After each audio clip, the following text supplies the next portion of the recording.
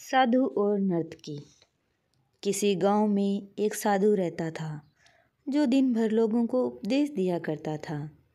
उसी गांव में एक नर्तकी थी जो लोगों के सामने नाचकर उनका मन बहलाया करती थी। एक दिन गांव में बाढ़ आ गई और दोनों एक साथ ही मर गए। मरने के बाद जब ये दोनों यमलोक पहुँचे तो इनके कर्मों और उनके पीछे छिपी भावनाओं के आधार पर इन्हें स्वर्ग या नरक दिए जाने की बात कही गई। साधु खुद को स्वर्ग मिलने को लेकर पूरा आश्वस्त था।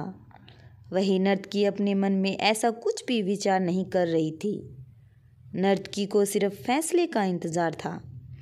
तभी घोषणा हुई कि साधु को नरक और नर्तकी को स्वर्ग दिया जाता है। इस फैसले को सुनकर साधु गुस्से से यमराज पर चिल्लाया और क्रोधित होकर पूछा, यह कैसा न्याय है महाराज? मैं जीवन भर लोगों को उपदेश देता रहा और मुझे नरक नसीब हुआ, जबकि यह स्त्री जीवन भर लोगों को रिझाने के लिए नाचती रही और इसे स्वर्ग दिया जा रहा है। ऐसा क्यों? यमराज ने शांत भाव से उत्तर दिया, यह नर्तकी अपना पेट भरने के लिए नाचती थी, लेकिन इसके मन में यही भावना थी कि मैं अपनी कला को ईश्वर के चरणों में समर्पित कर रही हूँ, जबकि तुम उपदेश देते हुए भी यह सोचते थे कि काश तुम्हें भी नर्तकी का नाच देखने को मिल जाता।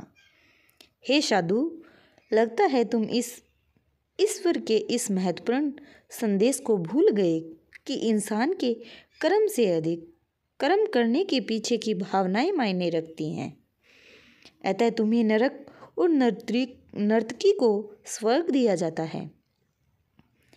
मित्रों, हम कोई भी काम करें उसे करने के पीछे की नीयत साफ होनी चाहिए, अन्यथा दिखने में भले लगने वाले काम भी हमें पुण्य की जगह पाप का ही भागी बना देंगे।